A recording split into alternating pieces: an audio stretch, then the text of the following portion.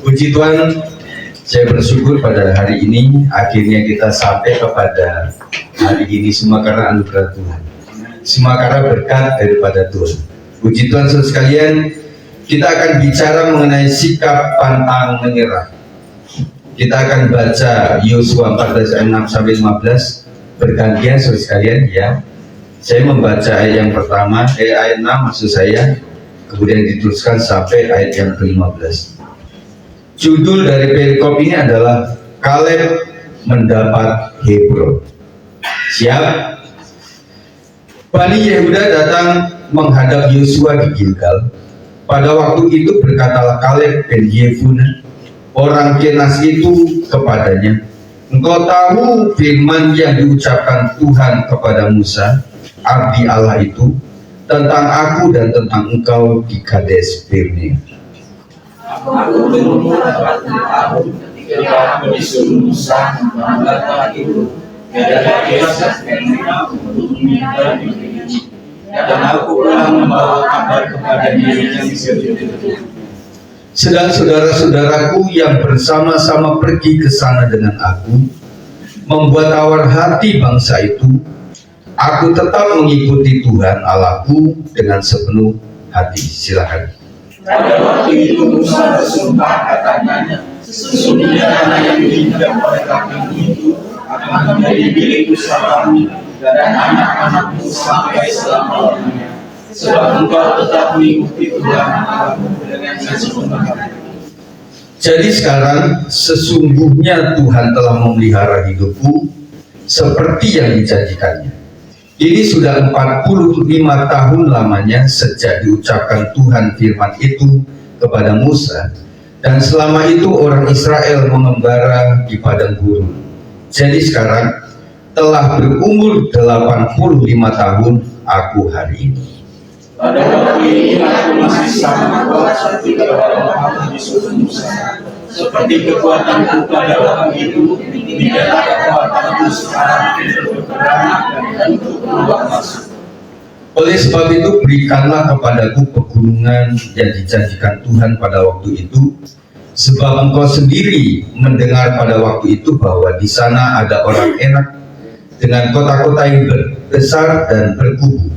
Mungkin Tuhan menyertai aku sehingga aku menghalau mereka seperti yang difirmankan Tuhan. Lalu Yosua memberkati Kaleb bin Yefuneh dan diberikanlah Hebron kepadanya menjadi milik pusaka. Itulah sebabnya Hebron menjadi milik pusaka Kaleb bin Yefuneh orang Kenas itu sampai sekarang ini, karena ia tetap mengikuti Tuhan Allah Israel dengan sepenuh hati. Nama Hebron adalah ialah orang yang paling besar di antara orang Enak, dan nama negeri itu menjadi berapa. Amin, puji Tuhan. Kaleb menjadi teladan orang percaya yang tidak mudah goyah. Amin, saudara sekalian. Tentunya setiap kita cenderung mudah goyah apapun situasi hidup kita, saudara. Ya, tidak ada orang yang langsung tegak, tidak ada orang yang langsung teguh. Kita semuanya diuji.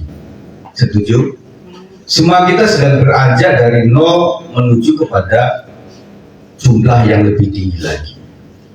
Kalian menjadi teladan orang percaya kita yang tidak mudah goyah. Meski umur panjang, ia tetap berpegang pada janji Allah dan tidak kehilangan semangat. Bapak Ibu saudara sekalian, kita melihat seorang Kaleb, orang yang dari muda sampai tua tetapi tidak goyah. Oleh karena penyertaan Tuhan dan juga imannya dia kepada Tuhan. Saya percaya bahwa Tuhan itu menolong setiap orang yang percaya. Tetapi setiap orang yang percaya juga memiliki action, memiliki sebuah daya upaya untuk mengusahakan itu. Ya. Jadi saudara, bahwa Tuhan memberkati kita, ya, Tuhan memberikan kesehatan kepada kita. Tetapi bagi kita tentunya ada usaha secara manusia. Untuk pergi ke dokter, untuk cek, untuk apapun itu ada cek medis, ada general check up, ada check up yang khusus-khusus, dan itu yang kita usahakan.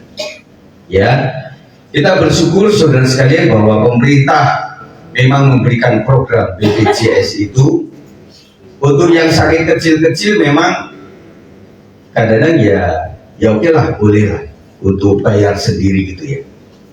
Memang kenyataannya begitu teman-teman sekalian. Sampai di Lampung pun, karena keponakan saya, anaknya adik saya itu memang menderita pipinya itu kayak semacam tumor gitu, tapi tumor Cina katanya. Nah, itu juga bolak-balik saudara sekalian sampai kepada rumah sakit yang tepat itu perlu perjuangan. Dan saya katakan pada adik saya, sama di Depok juga begitu ya, teman-teman sedang mengurusi itu ya seperti itulah. Kadang-kadang orang juga mengatakan, sus, saya mau bayar saja lah kamar.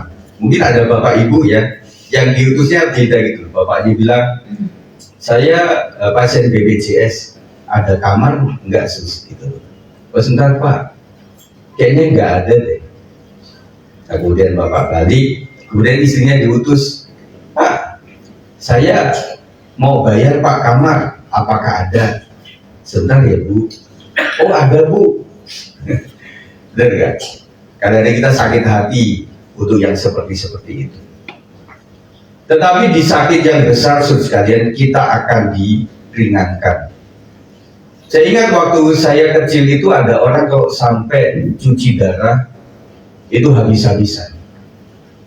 Setelah ladang, kerbau, atau rumah, kendaraan habis, toh ujung-ujungnya juga meninggal juga. Tetapi buat seorang anak kepada orang tua tetap memberikan yang terbaik, memberikan pelayanan yang terbaik. Cuma ada beberapa keluarga yang akhirnya sepakat, ada deh abang, kita sepakat ya untuk orang tua kita itu karena memang sudah umur, ketika dia sudah patah tulang, kayaknya nggak usah dioperasi deh. Seperti Oma Elizabeth yang saya kunjungi kemarin ini berkata begitu. Ya Pak Gem, saya nggak bisa ke gereja lagi karena saya mesti pakai itu apa? Bukan toga tetapi kaki 3, kaki 4 Pak. Ya 4 Pak. Ya, Pak Pungiannya kaki 3. Akhirnya memang ya udah semuanya setuju, ya udahlah ditangani di rumah tangga saja. Tetapi BPJS lumayan membantu kita, setuju ya. Makanya kita doakan supaya pemerintah itu semakin baik menangani masalah kesehatan. Ya, meski berumur panjang, ia tetap berpegang pada janji Allah dan tidak kehilangan semangat. Yang membuat kita itu sehat karena semangat. Tetapi yang membuat orang bisa sakit karena mulai tidak ada semangat. Bapak-bapak, ibu-ibu yang sudah 50 tahun ke atas, tetap semangat Bapak Ibu ya. Meskipun kadang-kadang nggak ada semangat. Semangatnya itu kalau ada hepeng semangat, kalau nang hepeng mulai nggak semangat gitu ya. Itu manusiawi. Tetapi sampai kita teruji bahwa meskipun dagangan nggak laku-laku, bus kendaraan suka rusak-rusak juga, kita tetap sukacita. Nah itu kita berpikir sampai seberapa jauh kita dilihat oleh orang lain sekitar kita. Bapak kayaknya nggak punya masalah, oh banyak masalah saya.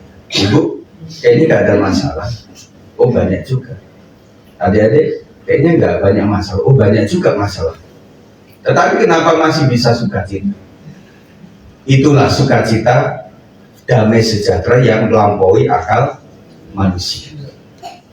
Itu yang sedang kita kejar.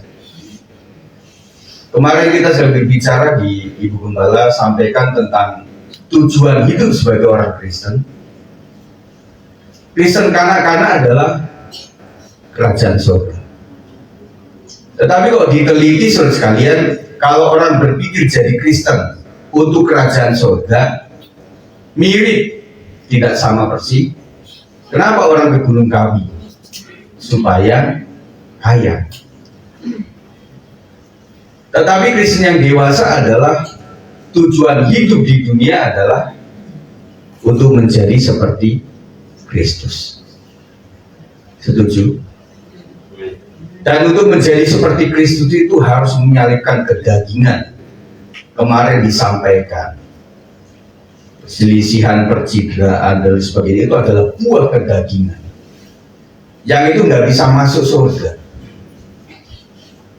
Kalau disimpulkan, teman-teman sekalian, bahwa orang ketika tujuan hidupnya ingin menjadi seperti Kristus, otomatis pasti masuk surga. Amin. Yang penting itu saja yang kita cari setiap hari. Bagaimana pikiranku, perkataanku, perbuatanku sama seperti Kristus. Pak, kita nggak bisa sempurna. Tuhan tahu itu. Tetapi firman Tuhan mengatakan jadilah sempurna seperti Bapa sempurna. Gimana itu? Makanya hidup beriman di dalam Tuhan itu selalu ada pengampunan. Kenapa? Karena kita banyak kelemahan. Kalau saya hitung dari Jason anak saya sampai Ibu Gembala sini, pasti ada kurangnya. Pasti ada. Nah, cuma sekali lagi saya katakan bahwa kalau ada terlihat baik daripada Pak Gembala Sigit itu, karena hidup saya sudah dirubah di situ. Tetapi kalau ada sesuatu yang terlihat tidak baik atau kurang benar di mata saudara, Bapak Ibu Gembala saudara, itu masih manusia daging yang masih diperjuangkan. Amin. Nah, kalau kita masih ada penghakiman, saya tunjuk Pak Sam misalnya, Pak Sam juga bisa nunjuk saya. Pak Sam jangan gitu, Pak Sigit kayak gitu aja. Bisa begitu, saudara. Selama kita masih memandang ada balok di mata kita, tetapi ada selumbar di mata orang, kita nggak akan pernah damai, saudara. Nggak akan pernah damai. Meskipun orang sudah adem, ketika ditunjuk kelemahannya, apalagi fisiknya atau apa, pasti orang juga marah. Dan kalau orang sedang marah itu memang kalah gitu, disebutnya. Bisa kalah. Orang yang sudah disentuh egonya di sini bisa marah. Kita berharap tidak seperti itu. Dari kali kita belajar bagaimana hidup dengan sikap pantang menyerah, dan kita terapkan untuk menjadi berkat di tempat dimanapun kita bekerja atau beraktivitas. Tugas kita adalah menjadi berkat bagi sekitar dan lingkungan kita. Setuju ya?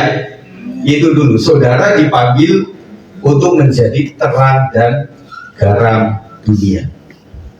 Itu lekatkan dalam hati saudara. Saya ada di rumah tangga, di lingkungan, di antara arisan marga, di antara waktu pesta, di antara sekolah atau pekerjaan atau lingkunganku, saya adalah terang dan garam. Ketika orang sadar itu pangkat kita adalah terang dan garam dunia, maka kita tidak mudah untuk memutuskan segala sesuatu. Kita cerna betul, kita pikirkan. Kalau seandainya saya berkata demikian, apakah orang diberkati dengan keadaan saya? Saudara akan lebih memahami dan punya penguasaan diri. Penguasaan diri itu adalah buah roh, saudara. Dan tidak dengan kekuatan sendiri. Nggak sanggup kita. Ya, kita harus berharap sama Roh Kudus supaya kita dikuasai. Banyak hal yang bisa kita tuliskan di medsos, banyak hal yang bisa kita katakan kepada orang lain, spontanitas. Kalau tidak berpikir panjang, perkataan kita yang sudah keluar nggak bisa, susah untuk dihapuskan, saudara. Apalagi di medsos itu ada jejak digital. Kita nggak bisa, saudara. Kita mungkin nggak bisa buka WA yang saudara delete itu. Tetapi kalau saudara tersangkut oleh masalah hukum, itu pihak yang berwenang bisa membuka lagi. Ya, di medsos itu luar biasa, dinamikanya luar biasa. Dan ada beberapa orang yang memang menyambut dengan emoticon atau apapun itu, kadang-kadang terlihat. Misalnya saya memberikan renungan yang begitu panjang, kemudian langsung like itu, saya percaya dia belum baca. Dia langsung like aja. Ya lumayan ada respon dia. Tetapi kalau nalar kita bicara, ya minimal membaca sampai beberapa baris itu membutuhkan waktu, kemudian direnungkan. Oh puji Tuhan. Terima kasih Pak Gembala sudah share renungan ini. Tuhan memberkati baru klik gini misalnya gitu. Dan kalau itu dipermasalahkan, kita nggak damai, betul nggak? Apa-apa yang dipermasalahkan jadi nggak damai. Nah kami juga kadang-kadang berusaha tidak langsung apa-apa. Kita pikirkan matang-matang, saudara. Ya, supaya semuanya berjalan dengan baik. Ya puji Tuhan. Ketika saudara beberapa teman kita yang sedang menghadapi apa ya, kami seperti diam, tetapi memang kami tunggulah. Namanya orang bisa emosi sesaat. Ya, akhirnya puji Tuhan sudah selesai. Dan akhirnya saya tidak memutuskan sesuatu, ya udah baik saja. Apa saja yang bisa kita teladani dari kehidupan Kaleb? Yang pertama adalah mengingat janji Allah. Dalam ayat 6, 1, 2, 3, Bani Yehuda datang menghadap Yosua di Gilgal. Pada waktu itu berkata Kaleb bin Yefune, orang Kenas itu kepadanya, engkau tahu firman yang diucapkan Tuhan kepada Musa, abdi Allah itu tentang aku dan tentang engkau di Kades Barnea. Firman yang pernah diucapkan Tuhan melalui Musa tidak pernah dilupakan oleh Kaleb. Suatu saat ketika saya atau saudara bertanya kepada seseorang yang dia memang alot untuk dimenangkan bagi Kristus, karena saya percaya menginjili itu nggak mudah, betul? Saudara yang pernah sebelumnya bukan Kristen dan sekarang Kristen, coba ingat waktu itu. Ketika saudara akan dimenangkan, itu begitu banyak tantangan. Dari pihak keluarga sendirilah. Dan kita semua menghadapi itu, saudara. Dan akhirnya sampai yang dulunya menantu yang dibenci, akhirnya menjadi menantu kesayangan. Yang tadinya menjadi anak yang durhaka, dibilang sebagai orang-orang yang murtad dan bagaimana, akhirnya menjadi anak kesayangan. Dan itu harus terbuktinya di belakangan, saudara. Ketika teman-teman memutuskan untuk menjadi Kristen itu tidak langsung mendapatkan berkat ilahi, rahmatullah, tetapi ada salib yang harus dipikul. Betul ya? Makanya saudaraku yang saudara sudah lahir menjadi Kristen, jangan leha-leha. Saya percaya orang-orang yang dulunya non-Kristen dan sekarang menjadi Kristen, mereka begitu tahu bagaimana rasanya menjadi milik Kristus itu adalah harta yang tidak bisa terbandingkan oleh apapun. Makanya mereka getol sebenarnya. Kalau latar belakang non-Kristen itu yang namanya puasa sudah biasa, betul ya? Sudah biasa.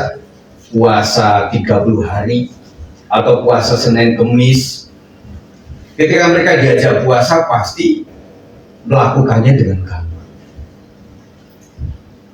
Tetapi bagaimana kita yang sudah lahir jadi Kristen, kadang-kadang bukan gampang tapi menggampangkan. Jadi kita dibentuk itu untuk menghormati hadirat Tuhan, untuk menghormati ibadah di dalam Tuhan. Ya. Itu adalah perjuangan. Firman yang pernah diucapkan Tuhan melalui Musa tidak pernah dilupakan oleh Kaleb. Jangan pernah melupakan firman Tuhan. Kembali pada cerita tadi, dia bilang, iya, saya teringat waktu itu saya memang bukan Kristen, tapi saya ada di sekolah Kristen. Suatu saat ada guru agama itu yang menyebutkan satu ayat, itu yang terngiang-ngiang di hati saya. Sudah puluhan tahun itu. Akhirnya ketika saya dewasa, itu teringat kembali ayat itu. Dan kemudian saya diteguhkan mencari tuntunan gitu loh. Yang awal mulai ya doa seperti agama awalnya. Mereka tetap sholat dan melakukan itu, kemudian mencari hidayah. Jalan yang lurus itu seperti apa? Beberapa orang mengalami yang namanya mimpi-mimpi bertemu dengan Yesus. Tetapi saudara sekalian yang lahir sudah Kristen, mimpi tentang Yesus susah banget. Betul nggak? Saudara minta-minta sampai doa puasa, Tuhan mimpikan aku tentang Yesus. Yang dimimpiin malah Siti Jubaida, Abdurrahman, kok nggak dapat ya? Jadi saya katakan secara kritis ya, kita sebagai orang Kristen sudah percaya benar dengan Tuhan Yesus Kristus, nggak butuh peneguhan seperti itu. Setuju? Makanya jangan cari-cari yang wah-wah gitu, cari pendeta yang bus gitu langsung tumbang semuanya, dan cari pendeta yang apa-apa bisa melihat sesuatu. Tuhan berkata kepada saya gitu ya. Nah kalau Pak Sigi nggak begitu, khotbahnya lama, ngajarin mulu, kayak kita anak TK aja Pak. Terus saya katakan saudara sekalian, ada beberapa yang suka dengan pengajaran saya, tetapi buat anak-anak muda terlalu lama Pak, terlalu lama gitu. Tetapi saya percaya sekali bahwa pengajaran yang saya lakukan itu setiap minggu, setiap Zoom atau apapun saya bagikan itu, saya percaya tidak akan pernah sia-sia. Suatu saat akan berguna.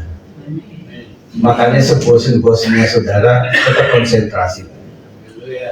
Amin. Kalau tidak menghormati saya pribadi, hormatilah firman Tuhan. Setuju ya? Iman kalian tetap kokoh karena janji itu menjadi pengharapan di tengah penantian panjang. Jadi iman itu akan teguh saudara sekalian, kokoh. Kokoh itu seperti apa? Ketika ada pohon itu terlihat teguh atau kokoh adalah ketika pernah menghadapi banjir dan sebagainya, dan dia tetap berdiri. Makanya menurut orang-orang yang tahu pertukangan itu, pohon kelapa yang paling bagus adalah pohon kelapa yang ada di pinggir pantai. Saudara bisa meneruskan kenapa di pinggir pantai? Kenapa tidak di perkebunan saudara? Karena di pantai itu angin yang begitu luar biasa, kemudian tanahnya itu kan pasir. Untuk sampai kepada humus yang baik itu dia mesti sampai ke bawah saudara. Ya, kita juga begitu saudara. Kalau kita mau kuat di dalam Tuhan, kita harus siap diterpa. Ya, ada satu monyet, bukan seorang monyet, tetapi seekor monyet ketika dia ada di pohon cemara, waktu anginnya itu sepoi-sepoi, pegangan itu lama-lama gini, akhirnya dia bisa jatuh. Di sini saya jarang melihat semara. Waktu saya kecil di depan gereja itu kita tanam semara sekali, ada 2 atau 3. Jadi umurnya pas setahun, tebang untuk didekorasi di gereja. Ibu tahu ya. Jadi gitu, jadi ada kayak gitu. Jadi memang waktu itu angin begitu keras, kencang, dia akan kuat memegangnya. Pernah nggak saudara itu memburu bajing ya? Bukan bajing loncat, itu manusia. Tapi bajing yang melewati kabel listrik. Nah saudara mau pakai galang begini, dia tetap kuat tuh pegangan. Tetap kuat dia. Karena apa? Ada tantangan saudara. Nah, aplikasi buat kita adalah kalau orang pengen imannya kuat, harus menghadapi tantangan dan cobaan. Kalau saudara lulus dari itu, oke. Setuju? Nah, saudara di tempat ini sedang mencari Tuhan. Dan saudara nggak peduli lagi orang kata apa, yang penting saya mencari Tuhan. Orang ini akan kuat, saudara. Tetapi kalau saudara melihat kenyamanan, saudara akan pilih-pilih WL-nya. Saudara akan pilih-pilih pembicaranya siapa. Ya. Pasti akan memilih itu, saudara. Saudara akan cenderung memilih gereja yang AC-nya sampai dingin, atau ruangannya begitu VIP yang bagus, multimedia yang keren, begitu ya. Saya bertanya, itu tidak selalu benar, tetapi kebanyakan dagingnya. Dia butuh kenyamanan. Tetapi kalau orang ikut Tuhan, kita melihat saudara sekalian, teman-teman kita di negara lain, mereka untuk beriman kepada Tuhan penuh perjuangan. Mereka diperhadapkan dengan moncong senjata. Tetapi kita nggak sampai kayak gitu. Cuma permasalahannya kadang-kadang kecil. Waktu yang jalan-jalan, maaf, saudara mesti menghadapi ranjau-ranjau. Maksud saya kotoran kucing yang ada di depan itu. Banyak teman-teman yang mengusulkan, Pak, kasih oli saja. Saya bilang, aduh, boleh, kalau semuanya oli nanti kepleset. Ya, cuma itu saudara sekalian. Menghadapi berbagai macam. Gereja ini adalah sebuah kesaksian iman, saya katakan. Banyak kendala yang terjadi atas gereja ini. Nah, saya mengunggah foto-foto yang lalu itu bukan untuk memperlihatkan apa, saudara. Tetapi inilah kita awal. Ini masih kamar, ini masih ada kamar mandi, situ dapur awal. Makanya ini kadang-kadang saya berpikir jangan diruntuhkan. Oh, bisa dikasih keramik semuanya. Kemarin mama cerita, Git, ada teman papa yang gerejanya itu temboknya itu bukan tembok hit, tapi di keramik semua. Tahu maksudnya, saudara? Nggak usah ngecat-ngecat. Betul nggak? Nggak usah ngecat-ngecat. Ya kayak gini aja. Ini sejak awal ya begini aja. Nggak luntur oleh waktu. Tetapi ya kalau untuk nembok segini panjang ya kayak ganti ubin saja. Mahal. Kita perlu berjuang saja. Dari awal di situ rumah si Om itu pernah kita ditutup itu gerbangnya itu dan bocor-bocor yang sempat ngerembes itu. Sebelum ditanggul situ ibu-ibu ngepel sama-sama waktu hari Jumat ya WW itu. Kita pel sama-sama. Kalau orang teman-teman yang baru, Pak, kok unik ya bedanya ada tanggulnya. Itu sejarahnya ada, Bapak Ibu sekalian. Makanya yang gitu-gitu gak usah kita hancurkan lah. Saudara ceritakan saja kepada anak cucu dan menantu. Tahu kan gereja S56 itu? Iya, ada tanggulnya tuh. Ada keramik dapurnya. Itulah perjalanan kita, saudara. Tetapi itulah kesaksian iman. Saya percaya gereja GBI 56 diberkati oleh Tuhan dengan perjalanan yang tidak mudah dan akhirnya kita tetap kokoh sampai hari ini. Saya percaya berkat Tuhan untuk keluarga saudara akan terjadi juga. Cuma harus taat dan setia.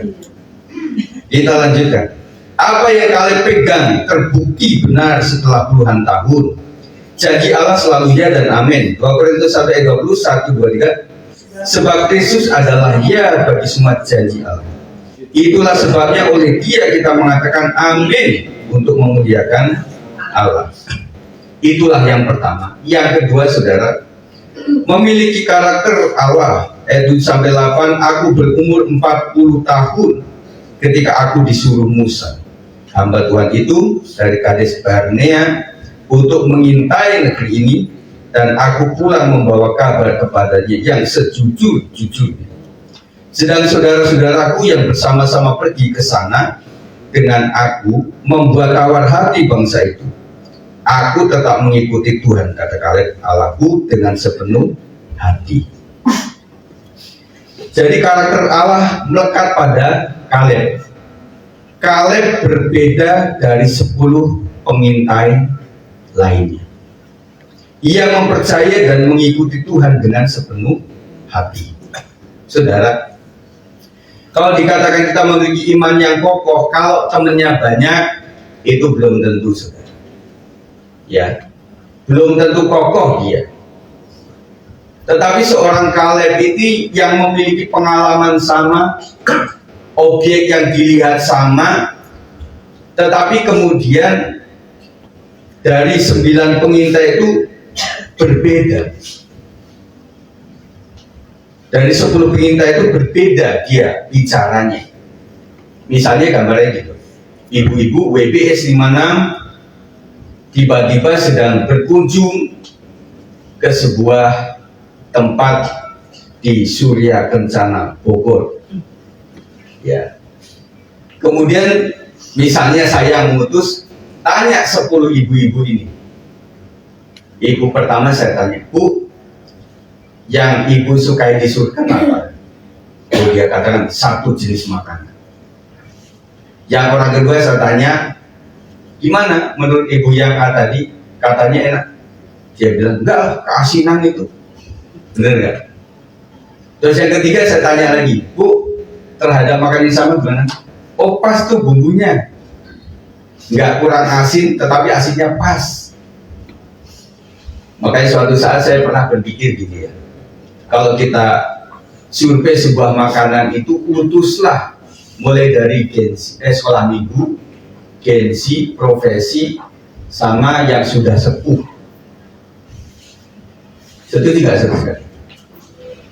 Akhirnya gengsi bilang, wah ini makanan mah makanan orang tua. Buat yang orang tua, wah ini keren nih makanan kayak di kampung saya. Betul nggak? Buat yang profesi setengah-setengah tuh. Boleh juga, tetapi agak katrok. Bener nggak? Jadi orang tentang makanan, tentang seragam, itu saya pikir nggak semua bisa satu. Kenapa seragam sekolah itu bisa diputuskan begitu merata seluruh Indonesia? Kenapa? Karena langsung diputuskan oleh pemerintah. Betul nggak? Nah, kita kalau punya anak, ibu-ibu, pengennya sih seragam itu jangan putih lah kalau celana. Betul nggak? Kalau si usia Jason itu pasti gampang kotor. Ya, pasti gampang kotor. Kemudian ada aksesoris pramuka yang gampang hilang. Ada alat ATK yang suka hilang. Ada botol-botol minum yang suka hilang. Istriku seringkali kita mau beliin botol untuk Jason ya, kita ingat lagi, aduh udah 5 botol ya, udah nggak pulang. Anakku ini memang baik, pendiam, jadi akhirnya ya sudah hilang lah. Ya, menurut kamu itu baik, nah, tapi orang tuamu kan bisa rugi lah. Kalau tiap hari mesti beli botol-botol begitu ya. Suatu saat ya udah, kita kasih diet aja lah. Kerja sendiri yang botol kayak gitu mau hilang kayak bodo amat. Tapi buat laki-laki kan botol gitu kan nggak enak ya mas. Aduh, ini kayak anak mami. Itulah persoalan kita sekalian. Ya. Jadi saudara, pastilah setiap keputusan itu ada yang pro dan kontra. Ya presiden dan wakil presiden kita aja pro kontra, bener gak? Pak Purbaya juga pro kontra, betul kan? Ada yang suka dengan Pak Purbaya dan keputusan-keputusannya, tetapi ada yang nggak suka juga. Tetapi kita mendoakan Indonesia saja supaya aman dan tentram. Kaleb tidak kompromi meskipun mayoritas menakut-nakuti dan menolak masuk ke tanah perjanjian. Itu membutuhkan jiwa seorang pemimpin yang bisa mengambil sikap yang terbaik. Kalau misalnya Kaleb ingin mengikuti arus yang besar, dia menjadi seorang yang berbeda. Ya udahlah, dari 10 orang ini kayaknya mayoritas pada nggak setuju ke tanah perjanjian, betul kan? Makalah Kanaan, Kanaan, ke tempat yang indah, senang. Itu nggak akan terjadi. Betul kan? Nggak akan terjadi. Tetapi janji Tuhan kepada Musa, dia pegang, siapapun bangsa umat pilihan Allah harus sampai ke kota Kanaan. Dan termasuk sekelas Musa pun tidak diizinkan untuk masuk tanah perjanjian. Karena apa? Karena dosa dia dengan Harun, abangnya. Peristiwa di Meriba. Disuruh taruh pukul saja, tetapi dia pakai kalimatnya agak panjang, jadi salah. Teman-teman sekalian, salah benar kita itu ada di kalimat kita. Ya, orang tersandung masalah hukum karena kalimat. Musa juga begitu, sederhana saja lah, pukul saja udah selesai. Tetapi karena dia lebih banyak bicara, Firman mengatakan banyak bicara juga cenderung banyak kesalahan. Terlalu diem yang nggak ngomong juga salah. Ditanya, mau ini, terserah, seterah, padahal nggak punya keputusan. Nah, saya share kepada anak-anak muda yang laki-laki, kau harus punya keputusan. Jangan nebeng keputusan pacar atau calon istri. Saudara harus punya keputusan. Karakter kalian menunjukkan konsistensi iman yang menjadi teladan generasi sesudahnya. Iman itu harus konsisten, tidak boleh berubah-ubah. Di dalam generasi umur saudara sekalian, yang sudah permanen tidak bisa berubah itu adalah orang yang sudah sepuh. Makanya ada orang yang negatif ya, si Om itu udah batu, gak bisa berubah lagi. Betul ya. Tapi saya gambarkan tentang anak-anak itu yang hari ini pengen les drum, besoknya pengen yang perempuan, besok pengennya nari, besok lagi pengennya kursus bahasa Inggris. Karena mereka masih labil, masih bisa berubah. Dan saya percaya dalam pergerakan iman di GBS 56, secara tanda kutip, saya memahami kelabilan daripada kita sekalian. Masih ada. Tak marah sama Pak Gembala, tak senang sama Pak Gembala, tak kecewa sama Ibu Gembala, tak mendukung Ibu Gembala. Nah, pergerakan ini saudara, saya belum lama mengembalakan, tetapi sudah terdetek oleh kami bahwa orang itu bisa berubah. Mengapa dan kenapa Pak Sigit, Bu Astrid ada sesuatu tidak langsung respon cepat? Ya kalau orang yang tahu, itulah gembala. Tidak harus cepat, tidak harus lambat. Kita membutuhkan waktu oleh Tuhan. Dan gambarannya seperti itu. Banyak orang-orang yang pernah memutuskan sesuatu pada waktu di Muga Bakung itu ya. Dan seorang yang bilang, Kak Sigit, saya mau pamit ya di Yud, mau kemana? Ya kayaknya saya nggak bisa lagi. Saya bilang, kamu jangan pamit. Ya, nanti saya kasih informasi kepada teman-teman Yud kalau kamu sedang sibuk kerja. Terus saya bilang lagi, nanti kalau suatu saat kamu sudah berubah pikiran, kamu balik lagi, kamu nggak malu terhadap anak-anakmu yang Yud. Oh gitu ya Kak? Ya sudah. Karena saya punya pengalaman bahwa orang itu bisa berubah hari ini, oleh karena iman itu masih ya gonjang tadi, goyang-goyang, tetapi suatu saat dia memiliki iman yang teguh lagi. Kita welcome. Beberapa saudara yang melihat cermat dengan keadaan kami, saudara tahu itu. Kami terima semua jemaat di tempat ini, dan pernah saya katakan siapapun yang ada di depan saya, ya khotbah saya khotbah untuk semua. Bukan saya khotbah, oh ini untuk yang berjemaat selama sudah 10 tahun. Ini buat yang berjemaat cuma beberapa bulan, enggak. Semua yang ada di sini adalah yang berhak mendapatkan pengajaran. Amin. Jadi saudara mulai berpikir ternyata menjadi gembala nggak gampang ya. Nggak gampang saudara. Nggak gampang. Banyak liku-liku yang harus dihadapi. Tetapi ya puji Tuhan, saya tidak menilai secara pribadi, tetapi ya sampai hari ini saya bersyukurlah Tuhan kasih kekuatan kepada kami. Ya, Tuhan kasih kekuatan kepada kami. Yang ketiga, yang terakhir, mempercayai pemeliharaan Allah. Yesaya 14 ayat 10, 1, 2, 3. Jadi sekarang sesungguhnya Tuhan telah memelihara hidupku seperti yang dijanjikannya. Kini sudah 45 tahun lamanya sejak diucapkan Tuhan firman itu kepada Musa. Dan selama itu orang Israel mengembara di padang gurun. Jadi sekarang telah berumur 85 tahun aku hari ini. Kalian mengakui kekuatannya masih sama karena faktor pemeliharaan Tuhan atas dirinya. Saudara, firman Tuhan mengatakan bahwa tubuh fisik kita itu semakin merosot, bukan melorot. Merosot keadaannya. Nah, kalau misalnya canda-candaan antara bapak-bapak itu mungkin keadaannya mirip gitu loh. Ngambil apa ya, mudah jatuh, bener nggak? Kadang lempar sampah ya nggak kena, mesti 2 kali, 3 kali. Saya juga ngalamin kayak gitu. Saya berpikir saya terlalu hati-hati kok malah jatuh gitu. Bener nggak? Terlalu hati-hati malah coplok begitu. Nggak tahu itu bagaimana gitu.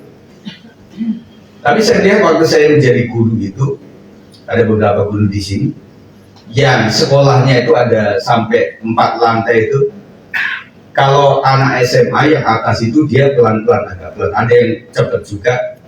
Tetapi anak TK itu gitu.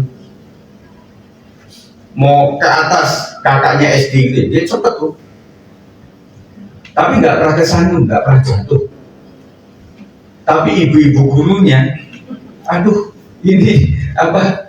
Tadi jatuh di tangga, oh gitu ya Bu, hati-hati lah Bu. Ya, karena tangga kan beda-beda gitu, bapak-bapak ya. Ada tangga yang pas bener, kalau tukangnya bagus itu dia bisa ngepasin panjang dan pendeknya gitu loh. Nah kita nggak sempurna tangga kita itu. Saya ingat waktu mengelola tangga itu, ya termasuk pusing 7 keliling juga. Pernah tangga mau dibuat dari sini ke sana, pernah dari situ ke situ, pernah dari situ ke sana, akhirnya jatuhnya ke situ. Nah waktu ke situ sudah dibuat, ternyata ada undak-undakan gitu, ada itu gawangan gitu, tulangan itu. Akhirnya dibuatlah seperti itu. Yang tempat Bang David duduk itu, nggak mudah sekalian. Ya. Jadi kalian mengakui kekuatan itu memang masih sama secara rohani karena pemeliharaan Tuhan. Ia berani meminta Hebron bukan karena kehebatan diri, melainkan karena keyakinan pada kuasa Allah. Kemenangan kalian menjadi bukti bahwa pemeliharaan Allah nyata bagi yang bersandar kepadanya. Terus kalian, kita percaya bahwa pengharapan kita kepada Tuhan membuat kita sanggup untuk bertahan. Banyak kesaksian-kesaksian yang terjadi di medsos itu saudara bisa melihat, tetapi yang baik-baik saja yang sumbernya, narasumbernya itu. Ada orang-orang yang memang berjuang oleh karena cinta orang tua, oleh karena menghargai proses daripada Tuhan. Tetapi apakah mereka saksi-saksi iman itu tidak pernah jatuh, tidak pernah tidak berharap pada Tuhan? Pernah mereka itu. Dan seseorang yang menciptakan lagu-lagu rohani yang populer hari ini adalah orang-orang yang pernah mengalami perjuangan hidup bersama Tuhan. Ya, saudara kenal beberapa pencipta lagu rohani yang luar biasa. Misalnya Jason gitu ya, bukan Jason anak saya. Jadi dia menciptakan tetap setia, tetapi perjalanan hidupnya tidak mudah. karena dia dianggap adalah menyimpang. Karena dia pernah ngomong di media, ya saya sebutkan saja di sini. Dia pernah anggurin aja istrinya berapa tahun sudah saja. Tetapi ketika Tuhan pulihkan dia menjadi pencipta lagu rohani luar biasa. Dan juga salah satu lagu yang dinyanyikan tadi tentang sukacita itu mendapatkan Emmy Award yang pertama. Puji Tuhan. Ya. Itu adalah hasil daripada kerja keras orang-orang yang hidup bersama Tuhan. Sebelumnya Melita Sidabutan. Yang lagu itu ternyata memang diciptakan oleh orang yang memang harapan hidupnya sudah tipis. Orang yang sudah berjuang dalam hidup, ketika dia menciptakan lagu, akan berjangka lama. Ketika dia seorang pelukis, dia akan melukis dengan cara yang baik. Seniman itu memang terkenal mut-mutan perasaan, baik itu pelukis maupun pencipta lagu. Kalau pencipta lagu kebanyakan lagu-lagu yang langsung booming, itu adalah yang pencipta, kalau dunia ya, kalau penciptanya itu adalah sedang putus pacar, sedang rumah tangganya menjelang hancur, mengalami perceraian yang begitu. Jadi lagunya itu betul-betul diciptakan apa adanya. Jadi saya lihat lagu-lagu yang diciptakan tanpa motivasi adalah lagu-lagu yang langgeng. Contoh lagu-lagu Kidung Jemaat itu diciptakan bukan karena populer. Zaman itu nggak ada yang namanya populer. Ada salah satu lagu Mengikut Yesus adalah keputusan kami. Itu punya sejarah yang panjang sekali. Itu diciptakan bukan di studio, tetapi diciptakan ketika dia menghadapi aniaya yang besar. Terus kalian, tetapi lagu-lagu sekarang yang diciptakan itu tanpa ada pengalaman hidup, ya itu seperti seminggu ya sudah selesai, nggak masuk nominasi lagi. Oleh sebab itu Bapak Ibu sekalian yang dikasih oleh Tuhan, ketika saudara menyanyikan lagu, nikmati lagu itu, resapi betul. Dan saya percaya ada puasa dalam pujian. Amin. Ingat tembok Yeriko, hanya dengan pujian kepada Allah, maka tembok Yeriko itu runtuh luar biasa. Dan saya percaya di sini ada beberapa orang yang mengalami masalah kehidupan. Terus usahakan, hai jiwaku, menyanyilah untuk Tuhan, sehingga sampai kepada akhirnya, sekali Yesus, tetaplah Yesus. Mari para pemain musik, kita siapkan lagu ini. Kesimpulan, mari yang pertama, ingatlah selalu janji firman Allah. Yang kedua, milikilah karakter Allah. Yang ketiga, percayalah kepada pemeliharaan Allah. Maka engkau akan memiliki sikap yang pantang menyerah. Mari kita tunduk di hadapan Tuhan. Kita bersyukur sekalian, sampai hari ini kita ada oleh karena anugerah Tuhan. Saya sangat mensyukuri perjalanan hidup saya sejak saya kecil di Lampung hingga sampai saya di Jakarta. Saya pernah tinggal di Pamulang. Masa saya di Kebayoran Lama sama Pamulang itu adalah masa yang sedih, masa yang penuh gojlokan karena saya menjadi pengerja. Dan kebetulan saja memang hamba Tuhan yang menjadi gembala saya itu adalah orang-orang lama yang menganut dengan keras, itu artinya menjadikan seseorang menjadi sesuatu yang baik. Waktu itu saya marah pada om dan tante gembala saya. Kenapa saya diperlakukan seperti ini? Saya pernah cerita itu.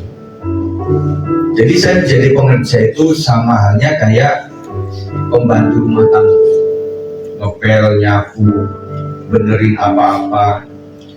waktu atap gereja bocor ya, dengan dasi ini saya harus membetulkan genteng itu, plafonnya dan sebagainya. Pada saat itu saya pengennya, aduh kayaknya jadi hamba Tuhan kok gak enak. Saya berpikir panjang sampai waktu saya berhenti, saya udahlah gak usah menikah. Karena untuk jajan aja nggak ada duit, gimana mau menikah? Dan menikah kalau dapat orang yang suku tertentu itu mahal, betul nggak? Kalau engkau sudah mendapatkan orang Batak, ya pasti mahal. Mesti ada sesuatu yang dibawa-bawa, dan beberapa orang mengatakan ribet.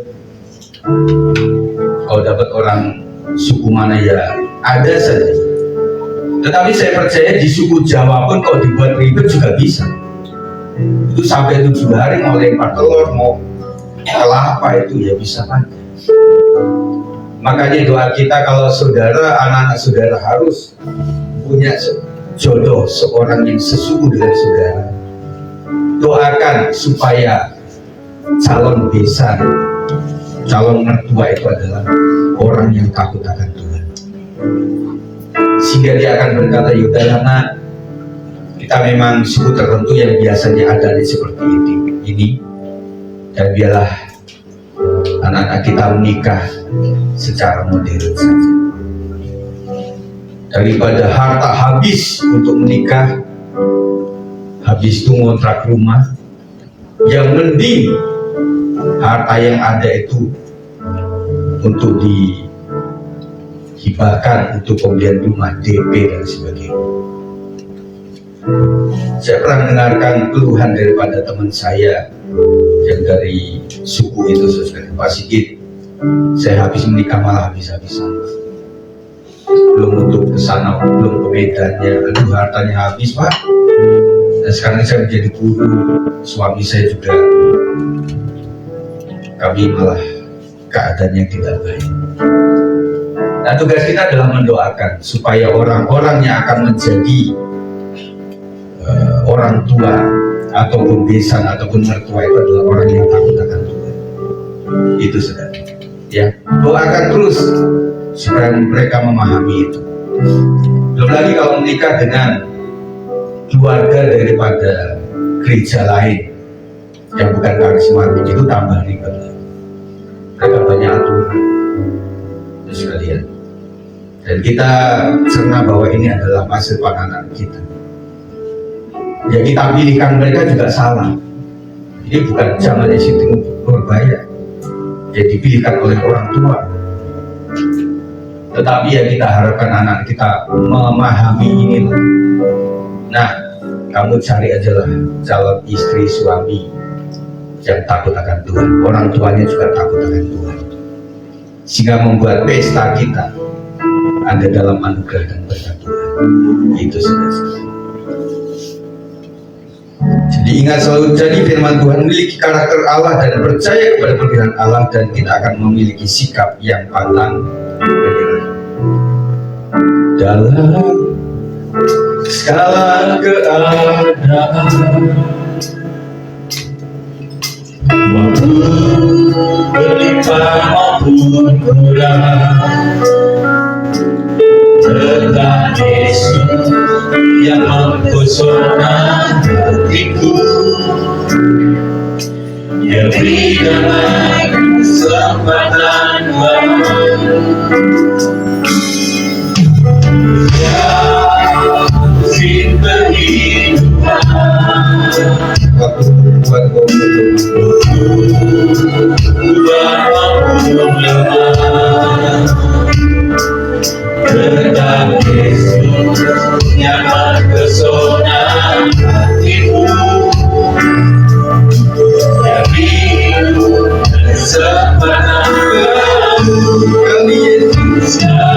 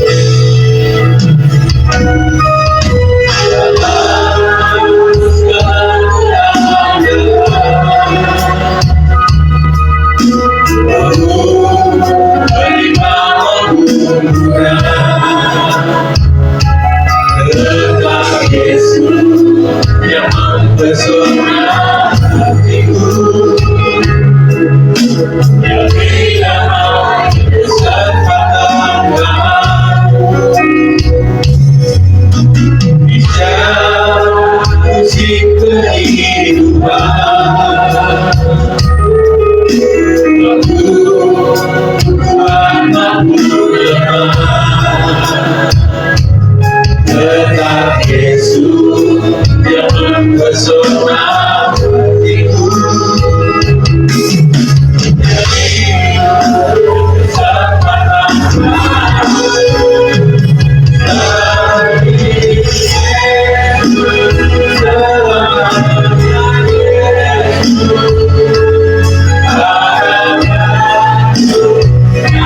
Akan